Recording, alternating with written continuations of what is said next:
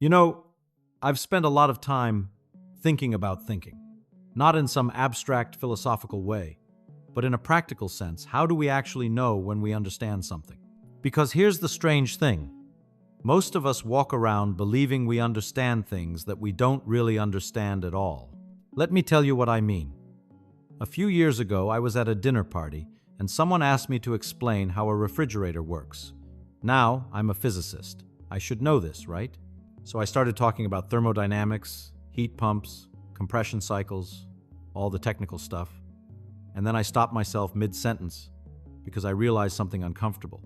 I was using words I knew, sure, but I wasn't actually explaining anything. I was just reciting. If that person had been a child or someone with no background in physics, they would have been completely lost. And that bothered me. It bothered me because I had confused knowing the name of something with knowing the thing itself. This happens all the time. We learn vocabulary. We learn formulas. We learn to recognize patterns. And we mistake all of that for understanding. But understanding is something different. Understanding is what's left when you take away all the fancy words. So I started doing something that changed the way I learn everything. I started pretending to teach. Now, I don't mean I stood in front of a classroom every time I wanted to learn something new. What I did was simpler than that. Whenever I came across an idea I wanted to really understand, I would find a blank piece of paper and I would write out an explanation as if I were teaching it to someone who knew nothing about the subject. Not another physicist, not a colleague. Someone who had never heard the word thermodynamics or momentum or entropy. A curious person with no technical background, maybe a bright 12-year-old. And here's what happened. Every single time, without fail, I would get stuck. I'd be riding along feeling confident, and then I'd hit a spot where I'd write something like, and then the system reaches equilibrium because, and I'd stop. Because what? Why does it reach equilibrium? I thought I knew, but when I tried to explain it in plain words, I realized I didn't. I had a vague sense of it. I could use it in equations, but I couldn't explain it. That moment, that uncomfortable moment of getting stuck is the most important moment in learning, because that's the moment when you discover the difference between what you actually understand and what you only think you understand. Most people avoid this moment. When they hit that wall, they tell themselves, well, I understand it well enough, or I don't need to know it that deeply, and they move on. But that's exactly backward. That wall is where the real learning begins. What I do when I hit that wall is simple. I go back to the source. I open the textbook again. I reread the section I thought I understood. But now I'm reading it differently. I'm not reading to collect information. I'm reading to fill in the specific gap I just discovered. I'm reading with a question in mind, and that makes all the difference. You see, the first time you learn something, you're trying to absorb everything at once. It's overwhelming. But when you go back with a specific question, why does the system reach equilibrium? You're like a detective looking for one particular clue. You read past all the stuff you already understand, and suddenly you see the sentence or paragraph that answers your question. It jumps out at you. And now you really get it because you needed it. Then I go back to my blank piece of paper and try again. And I get a little further until I hit another wall. And then I go back to the source again. And I do this over and over until I can explain the whole thing, start to finish, in simple language that anyone could follow. Now you might think this sounds tedious, and sometimes it is. But here's what I've found. It's actually faster than the way most people study. Because most people read through their textbooks or their notes multiple times, highlighting things, making flashcards, trying to memorize. They spend hours and hours, and at the end of it, they still don't really understand. They've just become better at recognizing the material when they see it. But when you use this method, when you force yourself to explain it in your own words, you're doing something much more powerful. You're not memorizing someone else's explanation. You're building your own understanding from the ground up. And that kind of understanding sticks. You don't forget it the week after the exam. It becomes part of how you think. Let me give you an example that has nothing to do with physics because I think this applies to everything, not just science. Let's say you want to understand how democracy works. Not just the definition, you can look that up in 10 seconds, but really understand it. How do you do that? Well, you could read books about democracy, You could learn about the separation of powers, checks and balances, representative government, all of that, and you might feel like you understand it. But try this instead. Take out a blank piece of paper and explain to an imaginary person why democracy tends to work better than dictatorship, not using political buzzwords, not quoting the founding fathers. Just explain it in your own words, from first principles. You might start writing something like, democracy works because people vote for their leaders. Okay, but why is that better? Because then the leaders have to do what the people want. But do they? What stops them from ignoring what people want once they're elected? Well, they'll get voted out next time. But what if they change the rules so they can't be voted out? What stops them from doing that? See what's happening? You're finding the gaps. And those gaps are where the interesting questions live. Why do we need an independent judiciary? Why is freedom of the press important in a democracy? Why do we need peaceful transitions of power? These aren't just abstract ideas, they're solutions to specific problems that you discover when you try to build up the concept from scratch. And when you go back and read about democracy now, after you've struggled with these questions yourself, everything makes sense in a way it didn't before. You're not just memorizing facts about democracy. You understand why it's structured the way it is. This is what I mean by the difference between knowing the name of something and knowing the thing itself. Knowing the name is easy. Knowing the thing requires work. But it's the kind of work that actually gets you somewhere. Now, there's another piece to this that I think is crucial. When you're explaining something in simple language, you can't hide behind jargon. Jargon is useful. Sometimes it's a shorthand that lets experts communicate efficiently. But it's also a trap, because it lets you fool yourself into thinking you understand something when you're just familiar with the words. I'll give you an example from my own field. In quantum mechanics, we talk about wave function collapse. Students learn this term. They use it in equations. They can pass exams on it.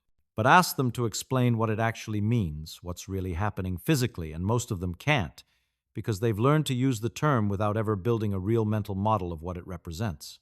The same thing happens in every field. In medicine, doctors talk about idiopathic conditions. Do you know what idiopathic means? It means we don't know what causes it. But it sounds much more impressive than saying we don't know. In business, people talk about synergy and optimization and leveraging core competencies. What do those phrases actually mean? Often, nothing very specific. They're just comfortable words that let you avoid the hard work of precise thinking. When you force yourself to explain something without jargon, you can't do that. You have to actually understand what's going on. And if you can't explain it simply, that's a sign. It's a sign that you don't understand it as well as you think you do. Now, I should tell you, this is humbling. When I first started doing this seriously, I was shocked at how many things I thought I understood but actually didn't. I'm a physicist. I've won awards. I've taught at universities. And yet, when I sat down and tried to explain basic concepts in simple language, I found holes in my understanding all over the place. But that's good. That's the point. The goal isn't to feel smart. The goal is to actually be competent. And competence comes from being honest with yourself about what you know and what you don't. There's something else I've noticed about this way of learning. When you understand something deeply enough to explain it simply, you start to see connections you didn't see before. You start to notice that the same basic principles show up in different contexts. The way a refrigerator works isn't really all that different from how an air conditioner works or how a heat engine works. They're all just moving energy around using the same basic ideas. And once you really understand those basic ideas, you can figure out new situations without having to memorize every specific case.